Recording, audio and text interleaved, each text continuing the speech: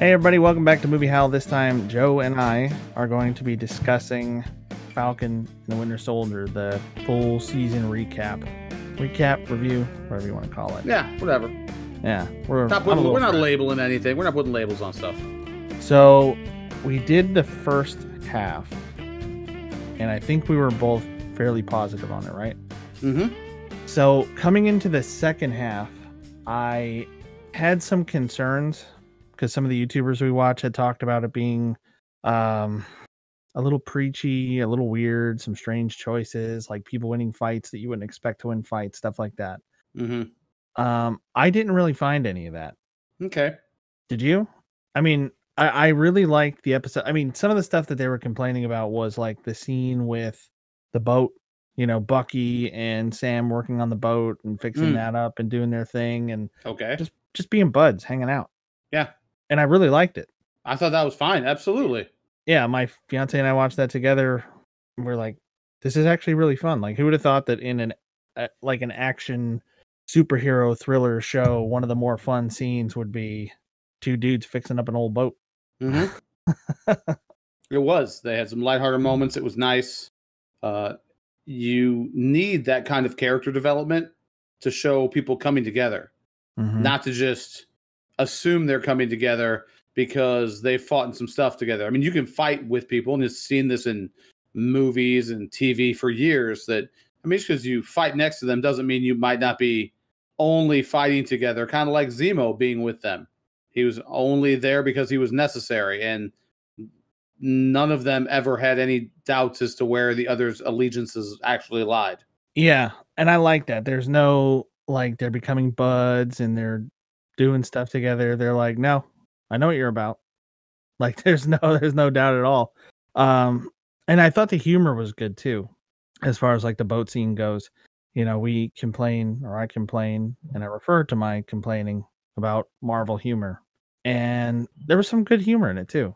Mm-hmm. I mean, especially in the boat scene. Like, there's some kind of pipe that's shooting off steam or whatever shit's happening, water, something like that. And Bucky's hot water, like, that's steam. So yeah, either way, you were right. So I mean, I'm just a color man. I don't even really give any commentary. I just color up what you say. So it's fine. Bucky like rushes in, like pushes Sam aside. He's like, no, I got this. And he like grabs a wrench and starts tightening stuff down. And then Sam's like, why didn't you just use the metal arm? And he's like, I don't always think of it. I'm right-handed. I'm right-handed. Like, I love that. That was good. I mean, that was a good moment. Made both of us laugh out loud. And it's like, it wasn't a joke that they crammed in there. And then we're like, hey, see that? You like that? That was funny. In case you missed it, that was funny. Mm-hmm. Well, what do you have to say about it? I don't want to monopolize the conversation. I think overall I really liked it. I do agree that, at least I guess with some of the YouTubers out there, I've tried not to watch anything about it, but I can understand where some are going to come across. It was a little preachy. But I think overall the problem that you're dealing with in this show, it's a problem created by Thanos with everything that happened. And if that could be something that happened, snapping away 5 billion people, how does that change everything? And then you think it's changed like that forever, that it's not coming back. It's not like the Avengers are broadcasting out their plan. Hey, we're going to try and save everyone. Just so you know, hold out some hope. Yeah, they're not having like status meetings. Yeah, we're still on it. We're still working on it. It's like 5 years later. Hey, Tony, so let's get a press conference going. So the problem of that is, I think that's even a heavier and more complex problem than they really gave it credit for in this show. I think with some of the stuff with Sam has this really nice speech at the end. A lot of it I liked, but I don't know. I felt like it's one of those, and you see it a lot when there's arguments coming from either side. When somebody says, I don't like what you're proposing or what you're planning, but they don't actually offer up any sort of alternate solution. They just say, you need to do this better and differently. Well, how exactly do we go about that? This is an extraordinarily complex problem. What would happen if they give away your house to somebody who needs it because you're no longer there? What happens when you come back? Kind of like at, beginning of the show Arrow you just had me watch. he's gone for 5 years, but then he comes back. Or Bruce Wayne in Batman Begins. Oh, we had you declared dead. Oh, I was dead. Well, you were gone for however many years he was gone in that. Yeah. Well, when somebody comes back, you don't just get to keep their stuff. And so now they have switched places with you. I don't, it was a more complex problem than this show really was able to describe, to handle.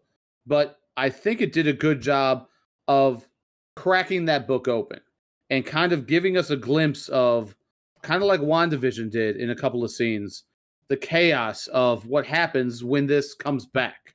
Yeah, I was going to compare it to WandaVision, especially in how neither of them have a great way of resolving the core issue. In WandaVision, it's that Wanda enslaved a town. She did indeed. And spoilers for WandaVision. And they make her out to be the hero and this person who's sacrificing stuff to save this town. It's like, no, you did this. You know what I mean? Mm-hmm. Like, if you accidentally run over somebody on the street, nobody's going to be like, are you okay? Like, are you all right? Like, you've been through something terrible. They're going to be like, no, you fucking ran somebody over. Like, what? We could call an ambulance. Like, what's going on? I mean, that's the way you think it works now. But I've been hearing more stories where the person who does the running over is the one who jumps out like, oh my gosh, I'm so traumatized. I did something wrong, but it's because of this stuff in my background. It's because of what happened to me. I need you to pity me. No, we don't. Sorry. The person who actually got physically injured, we pity them. That's the fool we pity. So in this one, it's like you're saying, Falcon has this speech where he's talking about do better, but he doesn't offer how. And the guy asks him, like, what are we supposed to do? We have billions of people who came back after 5 years. Like, we were trying to deal with this for 5 years. We did what we could. We did what we had to do. And now they're all back. What would you do? I'm asking you, Falcon, Captain America, whatever you want to be called. Tell me what to do. And he's like, do Falcon better. America. Falcon America. Yeah. America. It's obvious. Falcon, yeah. Marvel, you may have that. It's free. You don't have to pay me. You can just have it. But yeah, he just says do better.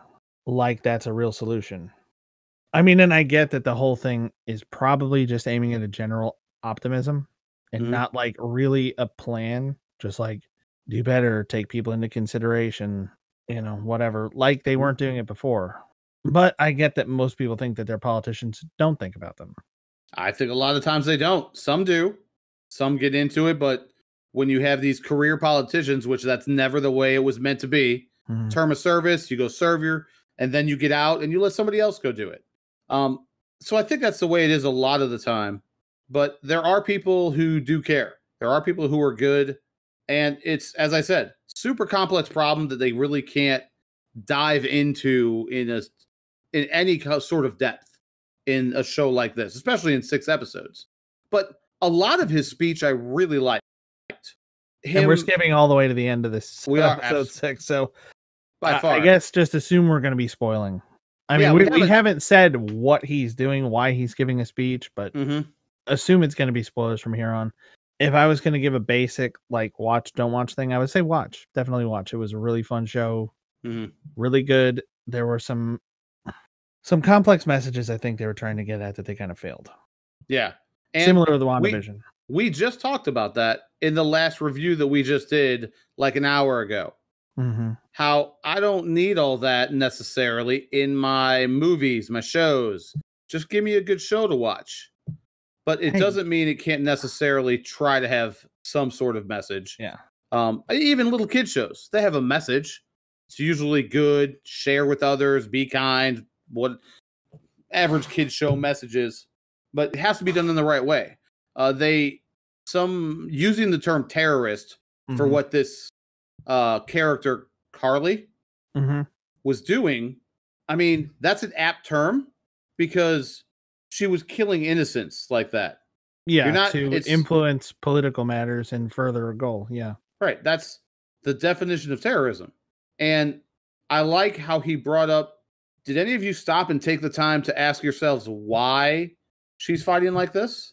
Hmm. I thought that was an interesting question, and I got it. Doesn't mean, I mean, there are bad people out there, and sometimes you don't need to stop and ask yourself why. You just know that they're bad, and that what they don't have any ulterior goals other than to just that some people just want to watch the world burn. I like some of the things that they hinted at, although I think they might have done it accidentally. You know, such as you should try to understand the other person's perspective, Mm-hmm. right? That's a good message to put out, It's especially a when great so message. much media is politically charged now. Or um there's a scene where he's talking to Isaiah Bradley that I thought was really good, where he goes back to try to understand his perspective. And I don't know if they were like really aiming at this as a point, but Bradley's telling him, you know, they'll never let a black man be Captain America. You know, they'll never accept that. And no self-respecting black man would want to be. And Sam like sits with that and talks to him and understands his perspective, and then goes and talks to his sister and is kind of like, you know, well, I've done all this stuff. Like I can't just be like that, you know? And it's pointing out that you can understand somebody's perspective and even like somebody and respect them without having to take their perspective as your own or violently reject it, right?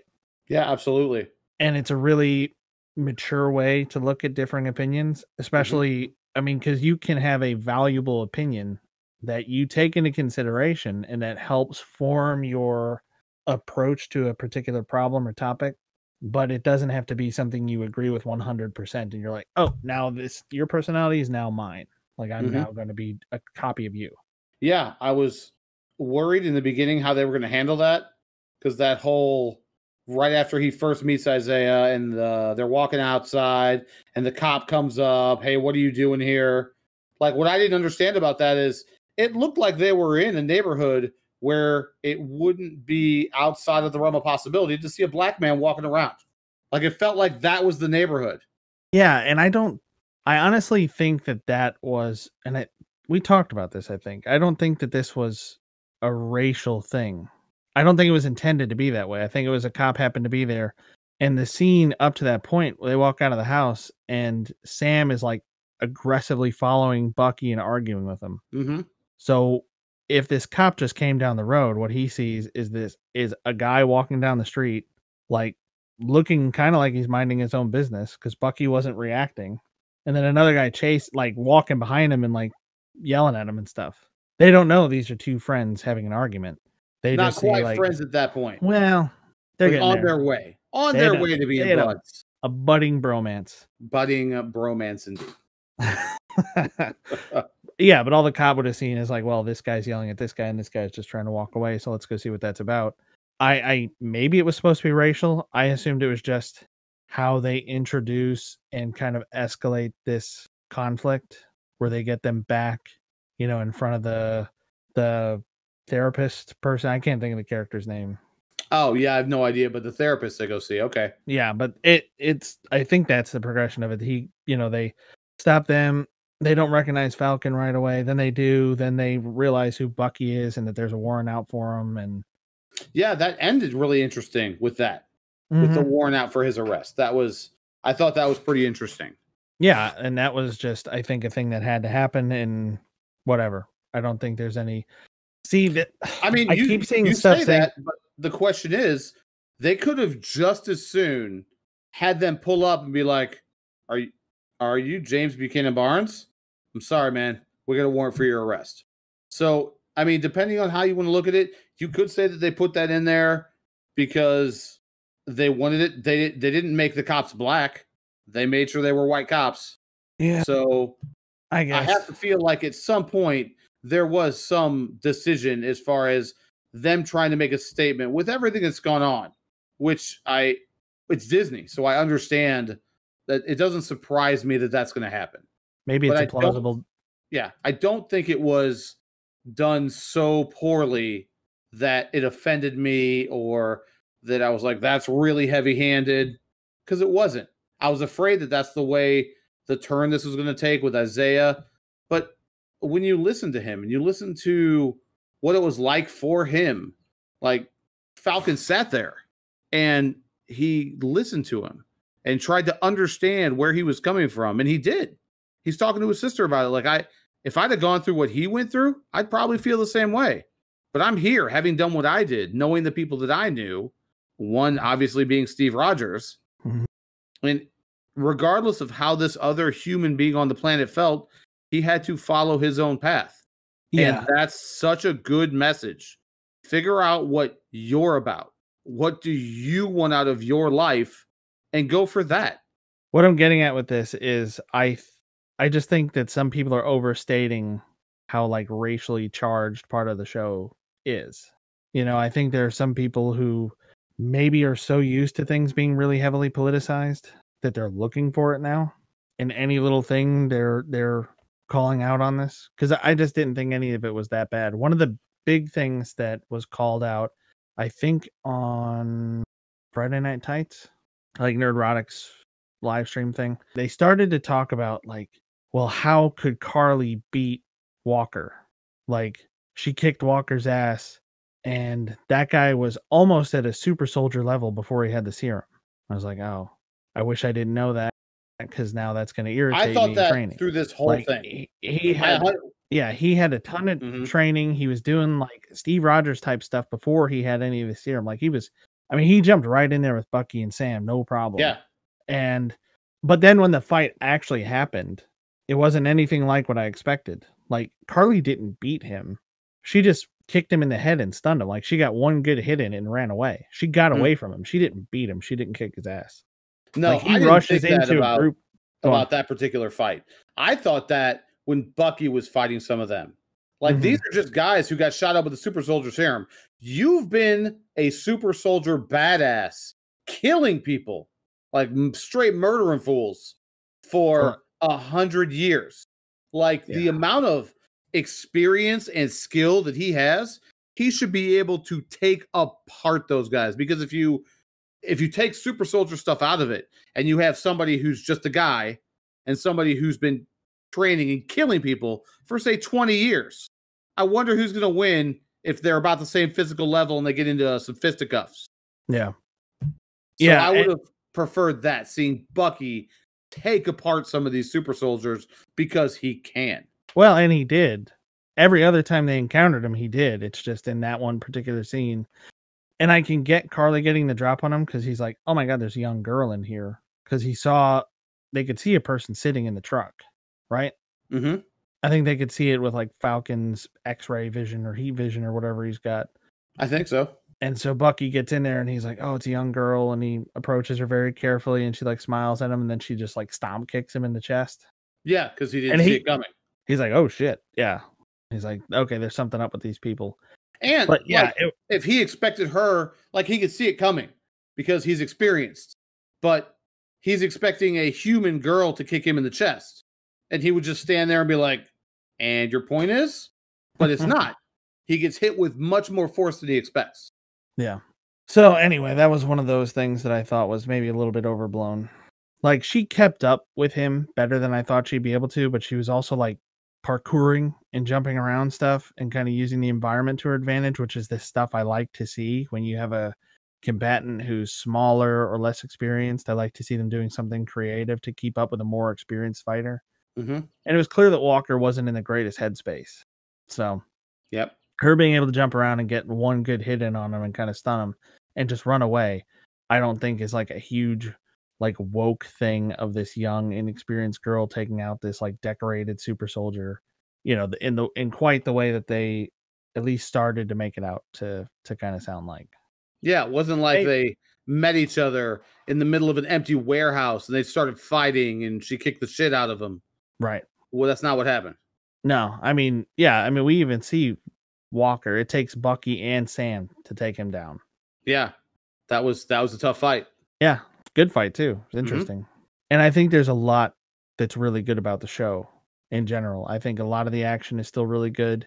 I am happy and a little upset to see how close the suit is to what I had seen in like drawings and stuff before and from the comics. Okay. New Cap, the Wakandan cap suit. Which is weird when you stop to think about it, that he has Falcon. You mean Falcon America suit? Yeah, he has the Okay. Falcon America suit that's not made in America. It's made by Wakandans, which is kind of weird. No, that actually seems like exactly the way it should be in America right now. You're wearing this America suit, not made in America. Okay, yeah. No, you're right. You're totally right. You won. You win this time. But I just I like the suit, but it's so weird that just like the top of his head is the only thing that's uncovered. Like it's cool because it's how it looked in the comics, I believe. Unless the images I was seeing are based off this new suit somehow.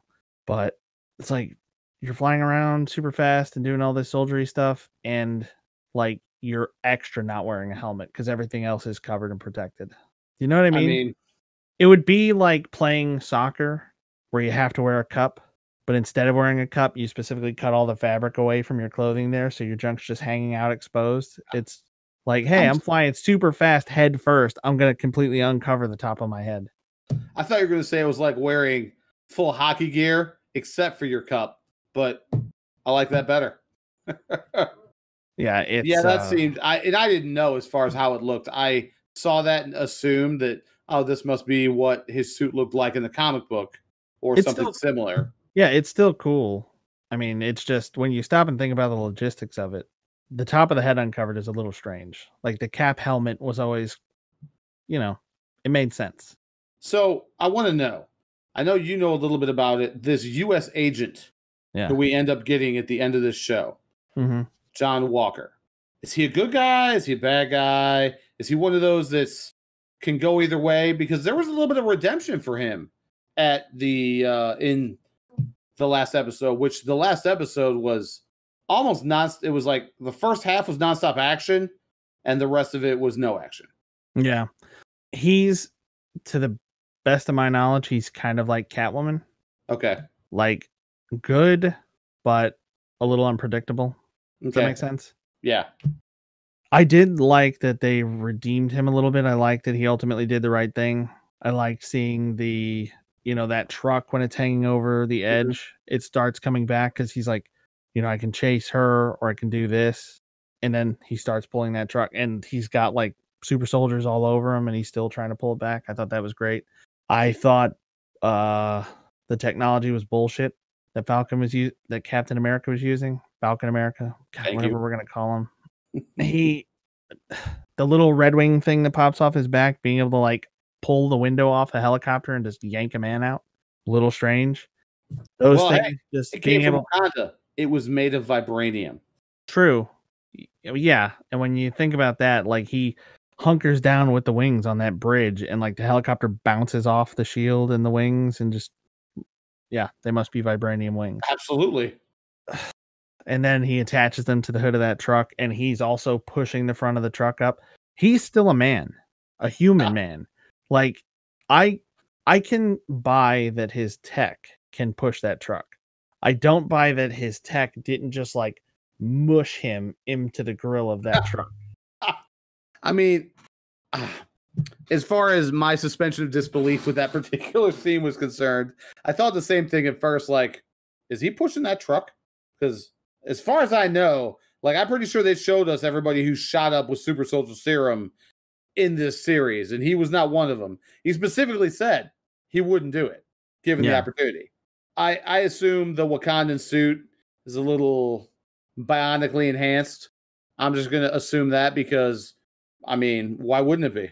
I mean, that's one of my only gripes, really. The rest of it was really cool. I like Yeah. his spinny flippy shit. I like the like parkour stuff that he's doing when he's fighting Carly, or specifically not fighting Carly at the end. I was not surprised at all by the reveal that Sharon is the power broker.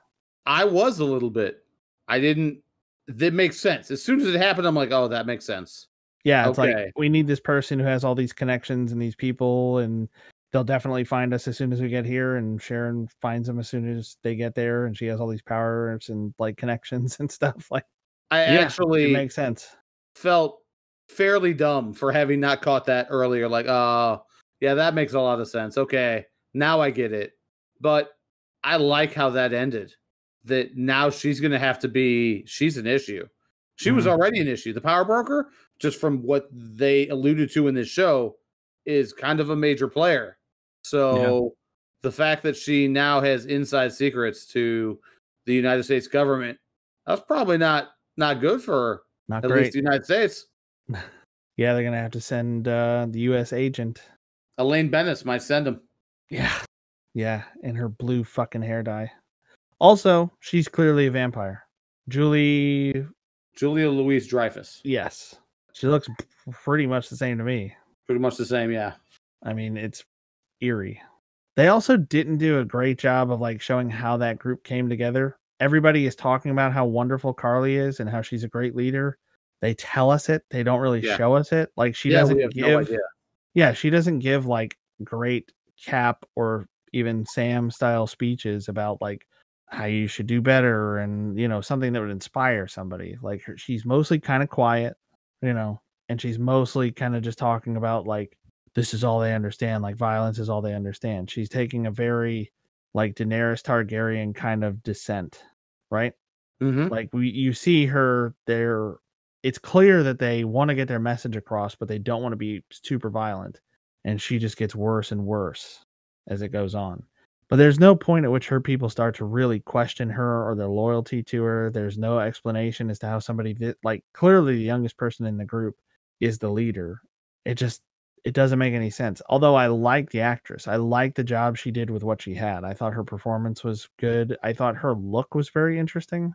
Mm-hmm. Like, I don't know, just the way she was set up, the way she moved and stuff like that. There were certain scenes where it looked like, I could buy that she could handle herself, that she's been through some stuff or she has some kind of training. There's just something about, I don't know, her body language that kind of suggested that to me. Whereas you were talking about Arrow, I actually just finally sat down and finished the last few episodes of the last season of Arrow.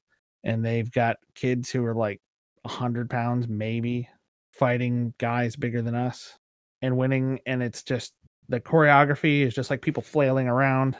Boy, that sounds fun to watch. Yeah, it's whatever. That's a different discussion. It is disappointing considering stuff that came before in like the same episode.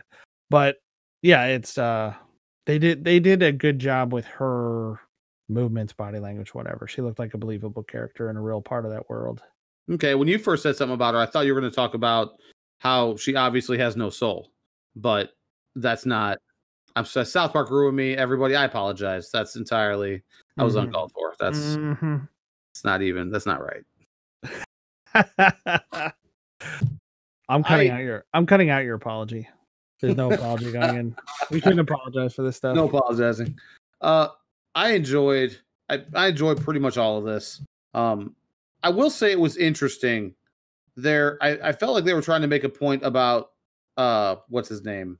U.S. agent, as when he was Captain America, about just storming into other places and demanding that you do what he want, and then the Wakandan chicks just do the same thing. But I thought during the episode that happened, I'm thinking, oh, wait a second. Like when he asked them, well, where's your jurisdiction? Our jurisdiction is wherever we are, or however she puts that. Yeah. My thought, as soon as she said that, is, well, does he get to go to your country and just say that?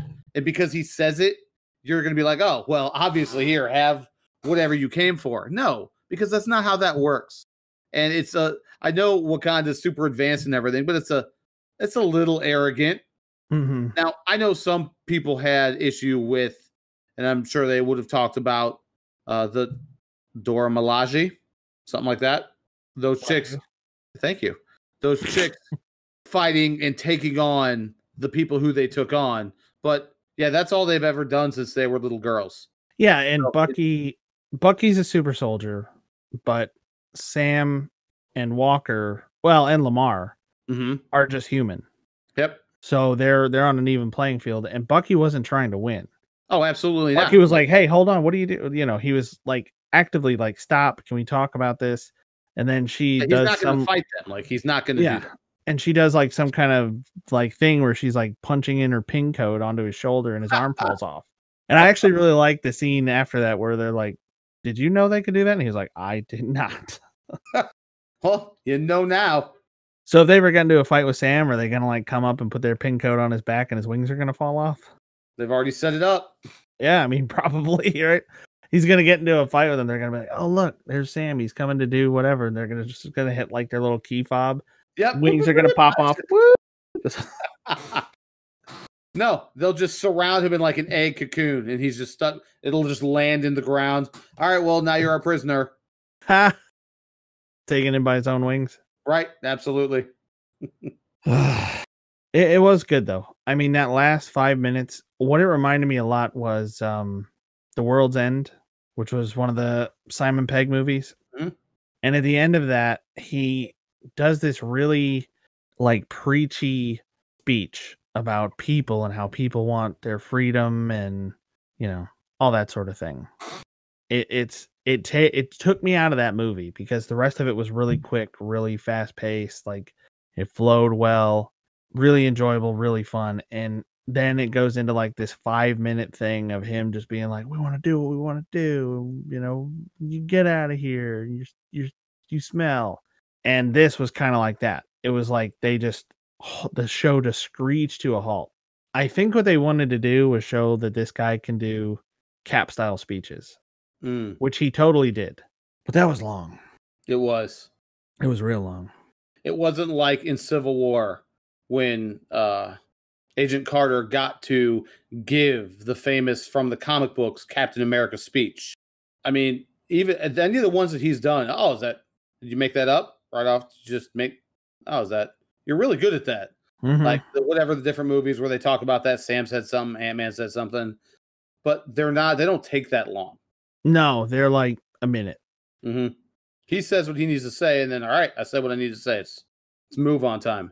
Yeah, I think the part where it felt weird is where he's like, I'm a black man and millions of people hate me for wearing this shield or wearing this suit or whatever. And it's like, millions seems excessive. I'm sure there are. I mean, racism is real. There are people who are going to hate you no matter who you are, just for who you are, like how you were born. Yeah, and you can go with millions if you're easily going over the entire world. Mm-hmm. Like they don't care that you're black. If you're wearing that Captain America thing, oh, they're going to hate you. Yeah, I mean, that has nothing to do with you being a black man. In that, it's Captain America, we're going to hate you. Oh, and you're black? Well, guess what? We hate that too. Like, there's going to be that around the world because that's just the way the world works. Doesn't make it, any less how the world is. Yeah, I just felt like there was a little bit too much of, I don't know. I'm tired of hearing about it. I know that it's an important thing. Police brutality is real, but I don't want to hear about it in that show. I just don't. I mean, they went over the whole race issue, and it was a big part of what Sam had to make peace with. Like, I'm just going to do the best I can and be judged for what I do, basically. And I get that he's demonstrating that he's gone through hardship and things aren't easy for him, that his decisions are difficult, that what he does is difficult, that there's a lot of responsibility having that mantle. But I don't know, it just seemed a little, in a speech that long already, to like stop it and be like, I'm black, in case you haven't noticed, and this is a difficult thing for me. I don't know. I don't. So, I mean, if he's going to do that, he may as well just went with what the kid said before. Oh, you're Black Falcon? Yeah, man, I'm Black Falcon.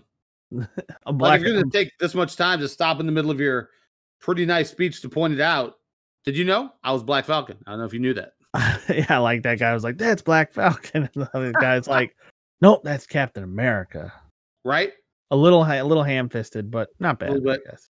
But yeah, just I don't know, a little strange. And I did want to say something that I think is probably true in general with changing the race of a character, because it's a thing that there's like a lot of conflict about online. That, there's one side that's like, don't do that. Superman shouldn't be black or whatever. Falcon shouldn't be white or whatever it is. Don't change the character. And then the other side is saying, well, you're racist if you think it has to be this all the time. But it's one of those things where certain characters have been the way they are for a long time. And I think it's just like my little cousin, loves Bigfoot, the truck. And if Bigfoot... Oh, not the big hairy thing out in the woods that people take pictures of? No, not your relatives. Okay, cool. If they suddenly started painting Bigfoot red, he would be like, that's really weird. There are like 30 of these trucks and they're all blue. All of the trucks I own are blue. All the posters, it's blue. Or if they were like, we're going to switch to using Chevy parts, and they started putting Chevy bow ties on it. So well, that doesn't make any sense. They've always been about, that, and the Ford stuff's all over everything. Like, that's so weird. Why are they doing that? But if there was a new truck that came out that was red and used the Chevy stuff, nobody would think anything of it.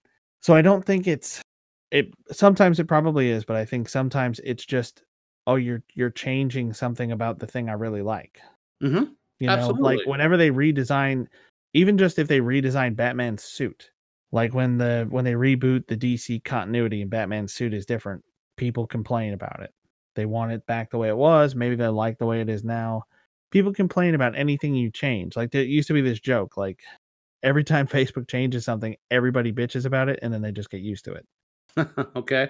So it's like, I don't know. I don't think it all has to be racially motivated. I think sometimes people just don't want stuff to change. I mean, nothing about Falcon becoming Captain America bothers me because it's happened in the comics. There have been multiple characters who have been Captain America at one point or another. The Punisher has been, Bucky has been, Sam has been. I'm sure there are plenty of others that I'm not thinking of. Well, Walker. I mean, There you go. we've seen 3 Captains America, which might be the right pluralization in the show or in this universe. So it's just a thought that I wanted to put out there. I don't know if you have anything to add on to that. Yeah, I know that's a big thing as well.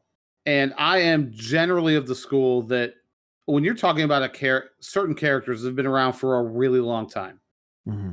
well, that character is what that character, whoever wrote that character, that is what it is.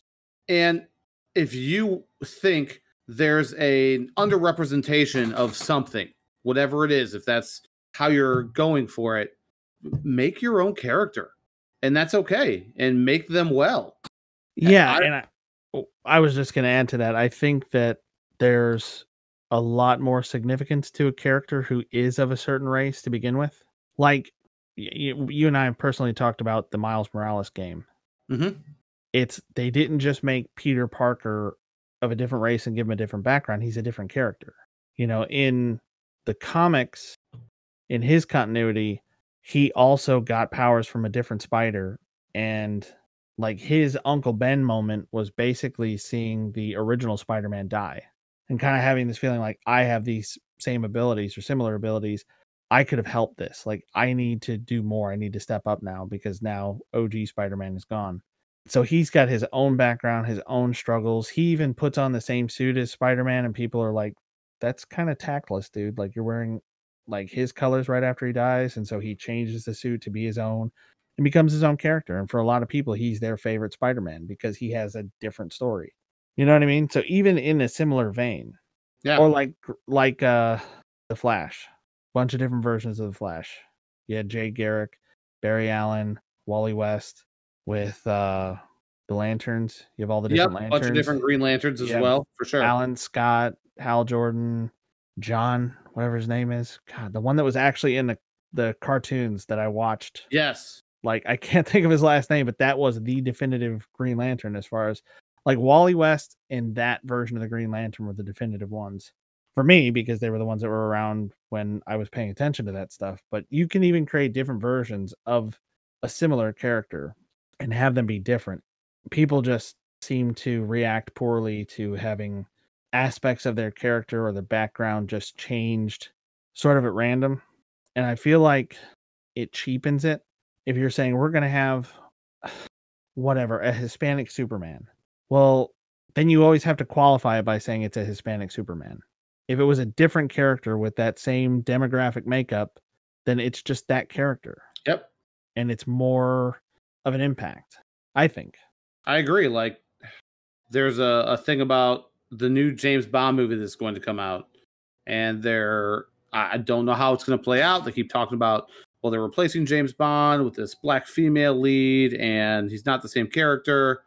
Well, if she's not going to be known as something Bond, and she's just her own 007 level spy, Mm-hmm. or 008, that was their call number, right? They had a license to kill, but that was James Bond's number in the organization was 007. Yeah, the 00 So, program is right. its So thing, and then each member has a number. Yeah. if she's just something else, then okay.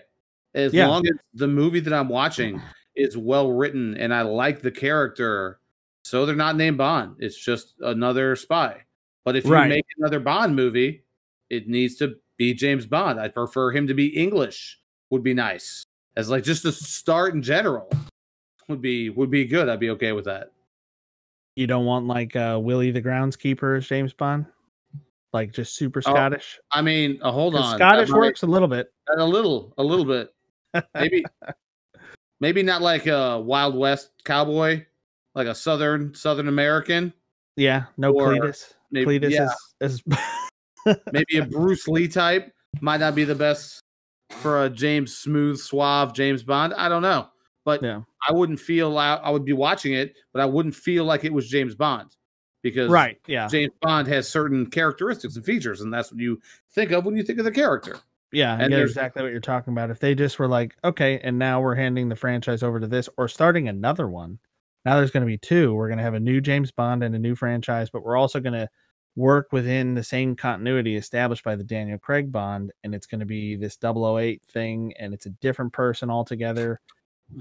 You know, not just like, hey, I'm Jamie Bond now. Right. And you have to think of me as the same person. That's just, you know, doesn't fit the character. Like, it's a hard drinking, super English, you know, kind of suave gentleman, but he's also a womanizer. Oh yeah. It's a weird balance of things that he's supposed to be. And I think it would be hard to cast a woman as a like heavy drinking womanizer. I mean, it's a maninizer. Mm. Is that how I think it's a man eater. Isn't that the term? I mean, could be. It has been there's songs about that. So there are. That song that you're referring to, Man Eater, is actually not about a woman. It's about New York City.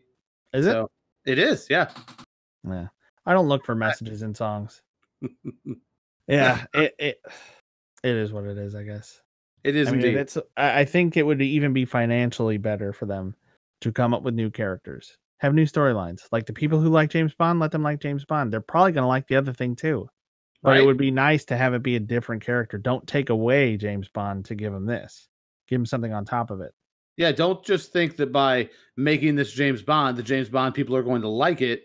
Write a good character. And if it's well written and a good character, people will like it.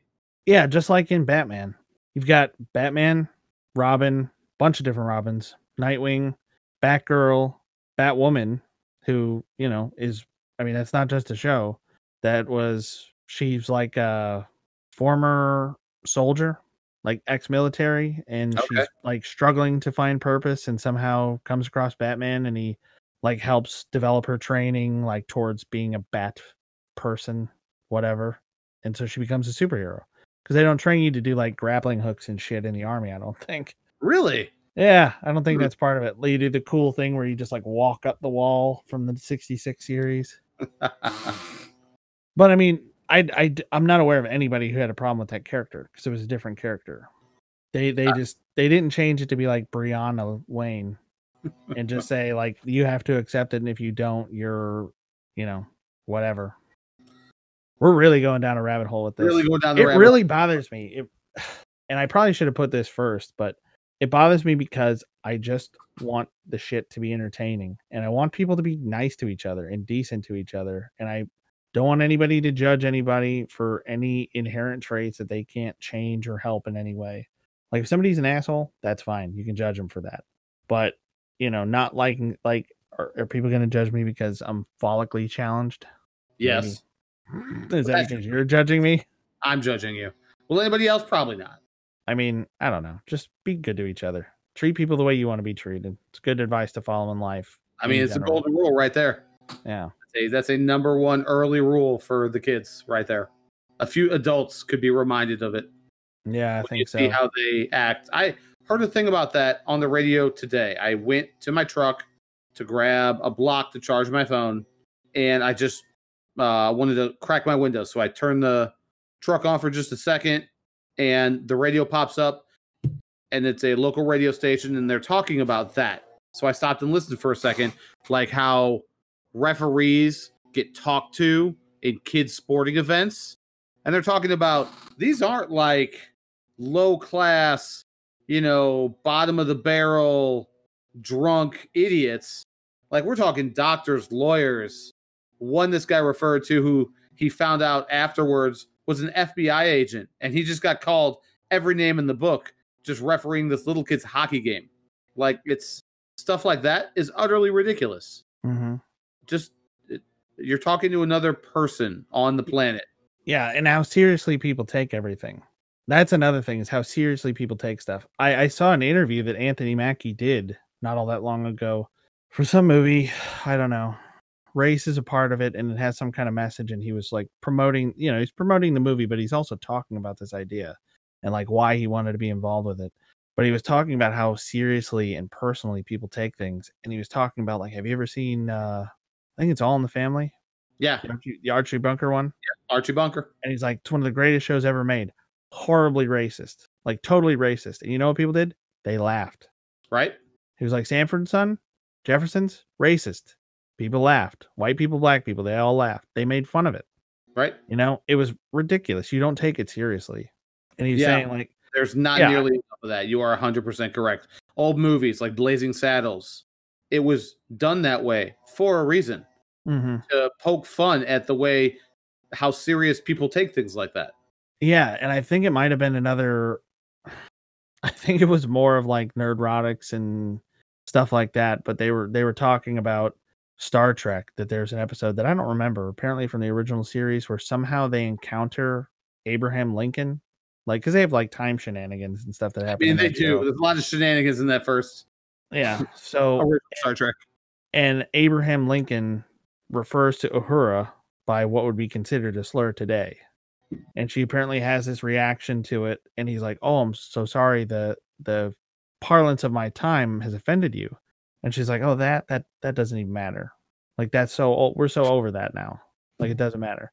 Right? They're kind of talking about how in the 60s we were talking about, like, we're gonna move past this. We can move past this. Like, we won't be offended by it anymore. It'll be so strange. Yeah, it was Nerdrotics. He was talking to Az, heel versus babyface. Okay. And he was saying, like, it would be such a, like, that at that point in society, it would be so strange for a black person to be called one of these terms. It would be like somebody calling as a Saxon. It's like, well, that's an odd thing to, it's like, that's a strange thing to say. Like, maybe that was offensive at some point. Who knows? Like 1,000 years ago. Right. There's probably terms like that you could look up, and you could call somebody that and be like, wait, what did you say? Is that, am I mad at you now? Like, how's that even work? Yeah, but I thought it was a good point, that we were kind of at a point where we were trying to move past this stuff, but now it seems like we're really trying to highlight it. Mm-hmm. And it's a statistic that I've heard that violence is continuing to go down, but reporting of violence is going up. Like, we dedicate more time to it. Well, that's our media for you. Yeah. That's a rabbit hole I am not going down right now. No. Maybe that'll be the next episode, but I am not going down this episode. Yeah. Yeah. How long have we been talking about this? Oh, quite a while. All right. I don't know if I have anything else. I think Falcon and Winter Soldier is Falcon America and the Winter Soldier is worth watching. I suggest all of you watch it if you have the ability to. Ryan, how about you? I agree. Yeah, it's totally worth it. The political stuff that's in it is not too bad, really. It's probably a bit much because it's being piled onto everything else. I mean, part of my morning routine is when I'm getting ready for the day, I have a routine on my Echoes where they play out NPR and stuff like that. And every morning it's like, well, police shot this guy. Police are quitting here because people are, against police right now. And these other people are protesting because of violence or because of persecution or whatever it is that's going on. It's like, I'm so tired of hearing that stuff. I'm just tired of hearing it. I get it. I mean, I almost miss Trump because the media coverage shut down. The media coverage was funny. Trump said some funny shit. He did. I mean, it was at least amusing. Like, I've seen a lot of jokes about how the media is probably in withdrawal because they don't have Trump tweeting stuff that they can just like bitch about all the time. But it's like some of that stuff who I turned you on to, that YouTuber Ryan Long, he did a video about that. Yeah, it's like, I miss when the biggest thing going on was like Trump made a dumb tweet, like the Kafifi thing, like where it looks like he just passed out and like whacked his face against his phone and sent it as a tweet somehow. Like, it was nice when that was like what the news was talking about or like what the media was talking about instead of all this stuff. Yep. But that being said, it is a good show. Taken by itself, I don't think it goes too far in any particular direction. I think it's pretty even-handed with with its messaging and what it tries to do. They just probably could have cut that speech down at the end a little bit. Yeah, I'd agree with that. I did like at the end how Isaiah gets his little shrine put up in the monument where Captain America stuff is up as well. Mm-hmm. It's nice that, you know, Sam could have some pull and take care of somebody who serves. If he served the country, we don't forget about you. That's the way it's supposed to work. You serve the country. That is another thing too, actually, is like if Isaiah was taken captive, they use Isaiah to be like the racial argument, you know, like be careful because of just historical racism, right? Right. And it seems like he's blaming his, you know, the being in captivity and being experimented on and stuff on that. And maybe it is because, I mean, there's a history of kind of a disregard for the health of minorities. But I feel like, remember the very first movie that we reviewed, South Park? Operation Get Behind the... Oh my God. Oh my God. And then Chef totally negated all of that. It was fantastic. It was a great point that they put in that movie that long time ago. And that's what they do. That's why they're so great. Oh my God. That is so good. I don't know if we should even leave. Yeah, we should leave that in probably. If you want to know what that is, watch the South Park the movie. That's all I can tell you. Yeah, it just seems like something that in a superhero show they should have been like, holy shit, they're experimenting on people like that. Like there's a group that did this, and he said he was in there for like 30 years, so he just recently got out. Like within the last, like this program's probably still running. Whatever was happening to him, it's like, no, this isn't just like a vague societal problem. Like these are people breaking the law. Yeah. Like I'm sure the general government doesn't know that they took one of their like best soldiers who was able to beat the Winter Soldier and put him in captivity just to experiment on him and do this shit. Like that doesn't make any sense that they would just let it go at that. Like, oh, that's really sad that happened to you. It's like, yeah, it's sad and it's scary and it could happen again. You should solve this. Well, we'll see how it, I mean, I feel like the WandaVision is over. I don't know about this though. They ended it with Captain America and the Winter Soldier. Like they might do more of these. I have no idea. Yeah, I saw something saying that there is supposed to be another season. Like apparently Sebastian Stan confirmed it somehow, but I don't know if he actually confirmed it or if he just alluded to it. We'll have to see. And sometimes actors tweet stuff that they're not supposed to, or they tweet stuff that's not really going to happen yet. Yeah, look at the newest Spider-Man. Apparently they've even made fun of it in like the newest of the trailer that he's tweeted out or said some stuff, and they always had to send him out in interviews for all the Avengers movies and stuff that he was in with a more experienced person to be like, shut up. Yeah, I saw that where like Anthony Mackie or Benedict Cumberbatch or somebody else has to like be there with them to they'll be like, so what do you think's gonna happen here? And Benedict's like, I'll take that one. So obviously it can happen. It's a thing. Yeah. All right, folks. I think that's about it for us. We have ranted and raved long enough.